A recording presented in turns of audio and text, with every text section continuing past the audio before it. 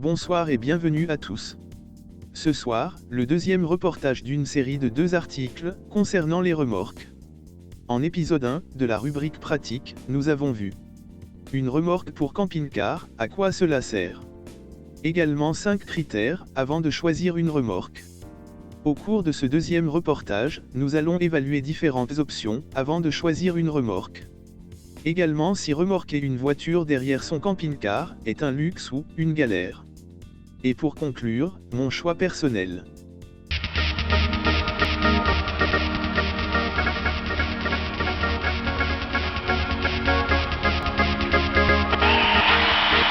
Au sommaire, ce qu'il faut encore savoir pour choisir une remorque, et si tracter une voiture est un luxe ou une galère. 1. Les systèmes d'attelage. 2. Des accessoires essentiels ou inutiles. 3. Des aides à la conduite et sécurité des passagers. 4. Comment conduire avec une remorque. 5. Remorquer une voiture derrière son camping-car, luxe ou galère. Et mon choix de remorque. Il existe 3 types d'attelage. Attelage à rotule standard démontable avec outil. Ce type d'attelage est le plus répandu sur les véhicules de tourisme classiques. Attelage à rotule horizontale démontable sans outil. Ce type d'attelage est le plus populaire sur les véhicules utilitaires et tout-terrain 4x4. Attelage à rotule verticale démontable sans outil. Dispositif haut de gamme pratique car la rotule est démontable sans outil. Les faisceaux électriques et le multiplexage. Le faisceau électrique universel se connecte de façon traditionnelle avec des connecteurs rapides sur les câbles électriques du porteur.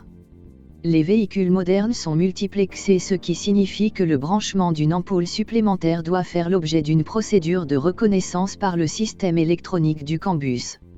Ce nouveau processus ne s'applique que pour le porteur et non sur la cellule vie. Il doit être configuré par un spécialiste dans un garage automobile. Les prises pour connecter la remorque au camping-car. Il existe 2 principales prises de branchement pour les remorques, à 7 ou à 13 broches. La prise à 13 broches a été conçue quand les systèmes électriques sont devenus de plus en plus complexes et qu'un nombre plus important d'ampoules ont eu besoin d'être alimentées au niveau des caravanes ou des remorques. Ce branchement a d'autres avantages. Ces prises ont été conçues pour être étanches, assurant une sécurité supplémentaire si vous conduisez dans des conditions humides et pluvieuses. Le modèle de prise à 7 broches n'a pas été conçu selon les mêmes normes d'étanchéité. Le système à 13 broches est aussi compatible avec différents systèmes existants en Europe, ce qui facilite la location de caravanes et de remorques à l'étranger. Il dispose également d'un système de verrouillage par torsion, cela signifie que les broches vont rester en place sans qu'il y ait de risque pour que les connexions électriques de la voiture et de la caravane se déconnectent au cours du trajet. Des adaptateurs existent pour faire en sorte que vous puissiez connecter votre voiture et votre remorque, même si l'un dispose d'un système à 13 broches et l'autre d'une prise à 7 broches. Des accessoires complémentaires essentiels ou inutiles. À titre d'exemple, une bâche servira à protéger le chargement de la pluie. Pour ce qui est de la sécurité de l'ensemble, le capot rigide est utile, car c'est un excellent antivol pour le contenu de la remorque. Certains peuvent même avoir des barres de capot, qui permettent de rajouter encore plus de charge sur la remorque comme les vélos par exemple. Ces 2 équipements concernent essentiellement les remorques bagagères non fermées. Autres équipements obligatoires. La roue de secours, souvent fournie pour des remorques plus conséquentes, elle demeure un élément indispensable et primordial même si son remplacement nécessite des mesures de sécurité très particulières et un mode opératoire bien rodé. L'antivol, trop souvent négligé, il peut se présenter sous différentes formes, et de qualité allant de médiocre à très onéreux. Il existe des antivols pour la tête d'attelage que la remorque soit attelée ou non, des dispositifs de blocage sur les roues de la remorque. Reste aussi la chaîne autour de l'arbre avec le cadenas. Des accessoires fournis mais nécessitant une étude de remplacement. La roue jockey fournie d'origine, la plupart du temps, permet de stabiliser la remorque lorsqu'elle n'est pas attachée au véhicule. Elle peut être renforcée et à relevage semi-automatique, équipée d'un pneumatique de plus grand diamètre et même d'une mini chenille de caoutchouc. Déplacement de la remorque sans camping-car. Il est possible de motoriser sa remorque, différents dispositifs existent et ont été développés au départ pour les caravanes. L'avantage est de pouvoir dételer et de parquer seul sa remorque.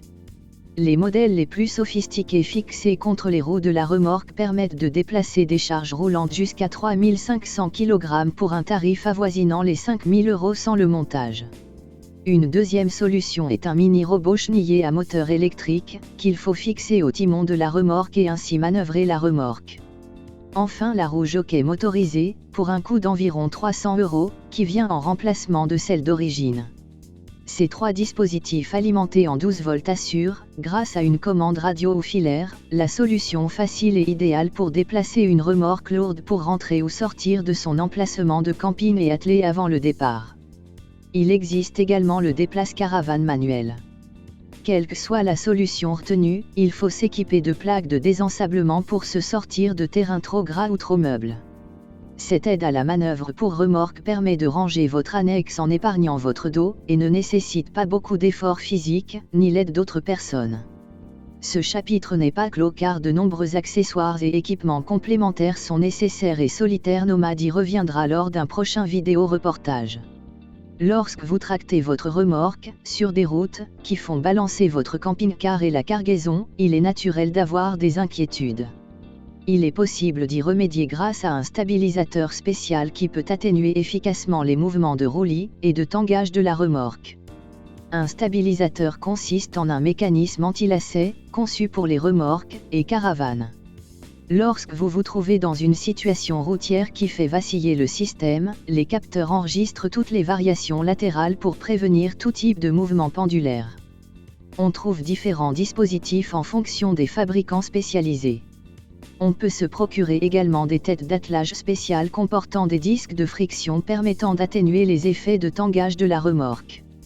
Également des amortisseurs sur la suspension de la remorque améliorent considérablement la tenue de route. La sécurité en roulant oblige à rester maître de son véhicule et de sa trajectoire, ce qui implique d'aborder les virages et ronds-points avec prudence et à vitesse maîtrisée. L'aspect passif de la sécurité concerne toute installation ou instrument utile pour protéger les passagers d'un véhicule en cas de collision avec un autre véhicule ou un obstacle, mais aussi en cas de panne, mettant à l'arrêt le camping-car sur une voie de circulation.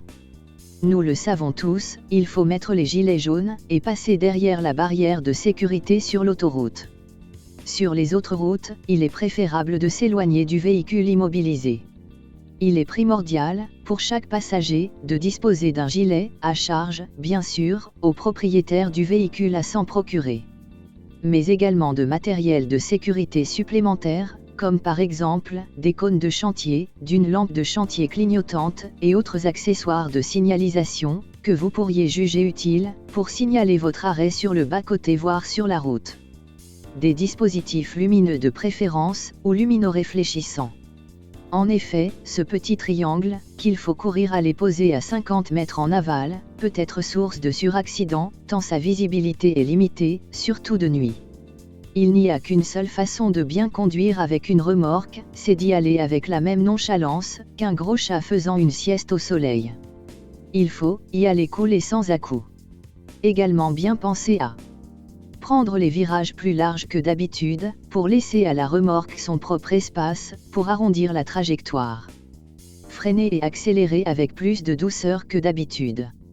De fait, vous augmenterez la distance de sécurité avec les autres véhicules, car l'excédent de poids va augmenter vos distances de freinage de 20 à 30% environ, avec en plus des réactions parasites, à gérer au volant en cas de freinage d'urgence. Utilisez le frein moteur plus que d'habitude, pour ne pas faire surchauffer votre système de freinage. Ne pas faire d'excès de vitesse, les petites roues de la remorque auront tendance à chauffer, de même, sur des remorques pas très rigides, des louvoiements peuvent se produire et cela peut devenir tendu. On aura donc intérêt à rester sur la file de droite dans les longues descentes d'autoroute, à rétrograder un rapport pour ne pas prendre trop de vitesse et ménager les freins. Si vous dépassez un véhicule plus lent que vous, prenez en compte la longueur de votre attelage et ne vous rabattez pas trop vite. Il faut aussi lire la route, la balayer du regard, anticiper les bosses, les nids de poules, les virages serrés, tout ce qui pourrait affoler un capteur gyroscopique.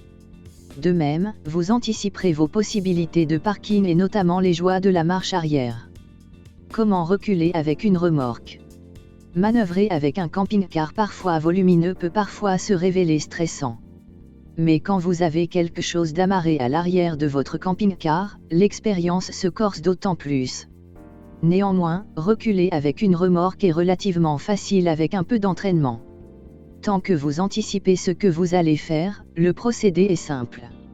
Une caméra de recul sur la remorque voire même un radar de recul en supplément, sera une solution qui rendra encore plus facile toutes vos manœuvres en marche arrière.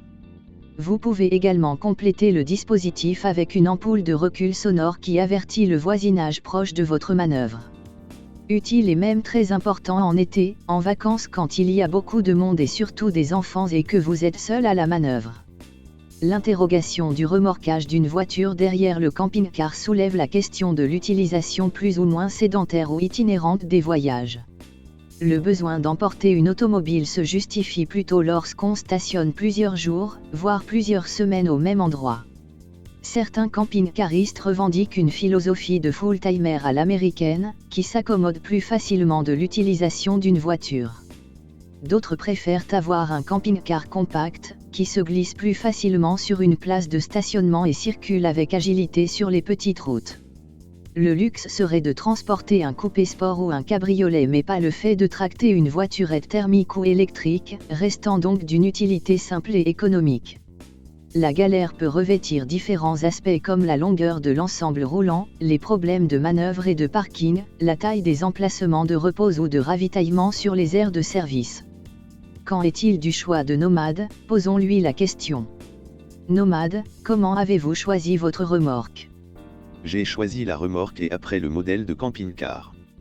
Ma réflexion a été la suivante. Je voulais une remorque pouvant transporter un petit cabriolet, une moto et mes 2 vélos avec quelques outils. Également que cette remorque soit fermée, c'est-à-dire de type fourgon avec une rampe de chargement. Mon choix s'est porté sur le modèle Race Sport de James Bryan, d'origine anglaise, importé par ProRemorque à Douai. Cette remorque dont les caractéristiques techniques répondent à mon cahier des charges, comme la capacité de chargement, la largeur, tout de même limite pour un petit cabriolet et enfin la hauteur sous toit pour tenir debout. Inconvénient sa longueur un peu trop importante, 6 mètres, pour ce modèle, mais ce désagrément est compensé par des portillons latérales avant, plus hauts que les autres modèles. Merci. La présentation de cette remorque fera l'objet d'une prochaine vidéo. Et pour le choix du modèle de camping-car, quelle a été votre démarche? Mon choix s'est porté sur un fourgon aménagé, qui peut tracter 3000 kg, donc un châssis de type Heavy, de marque, Fiat Ducato. Le seul critère d'aménagement du camping-car était la douche qui se devait être semi-indépendante car je ne voulais pas me doucher avec les WC et le lavabo. Vous nous présenterez, certainement, votre fourgon lors d'une vidéo. Qu'en est-il des accessoires? Le choix des accessoires, équipements et aménagements, obligatoire à mes yeux. La remorque doit posséder son autonomie électrique en 12 volts et 230 volts pour servir l'éclairage intérieur, le bricolage et la sécurité comme par exemple l'alarme, d'autres accessoires divers et enfin la roue jockey motorisée. C'est-à-dire, une installation par mes soins des panneaux solaires, boîtiers électriques et autres aménagements particuliers. Le camping-car doit être équipé d'une caméra de recul, également la remorque, avec un double optique. Merci, Nomad, pour votre réponse. En conclusion, loin d'être bouclé, le sujet nécessitera une suite pour compléter cette étude car en effet la remorque sera sécurisée par les soins de Nomad, avec quelques idées nouvelles, qu'il devra tester avant de vous en faire part. Nous réaliserons également pour l'occasion un reportage de toute première importance, sur la sécurité des personnes stationnées sur des aires ou dans la nature, et également aux moyens de défense passifs et de gestion au quotidien des risques en cas d'agression. Également à la protection des biens grâce à des dispositifs d'alerte dissuasifs. À très bientôt sur le site Solitaire Nomade, et sur la chaîne YouTube, Solitaire Nomade. Ce reportage numéro 2 termine cette première chronique de 2 vidéos sur « Pourquoi une remorque ?». Le sujet nécessitera une suite pour compléter cette étude, car en effet la remorque devra être sécurisée, être autonome en électricité et recevoir différents aménagements. Des améliorations simples avec quelques idées nouvelles que nous allons tester avant de vous en faire part. Nous attachons également une toute première importance à la sécurité des biens et des personnes, grâce à des dispositifs dissuasifs et d'alerte. Ce qui fera l'objet de plusieurs fiches pratiques et de tutos. À très bientôt sur le site et le blog Solitaire Nomade, ainsi que sur la chaîne YouTube Solitaire Nomade. Nous allons vous faire partager notre actualité grâce à des informations, des découvertes mais aussi en vous donnant la parole à travers des rencontres ou des reportages au gré des balades et événements.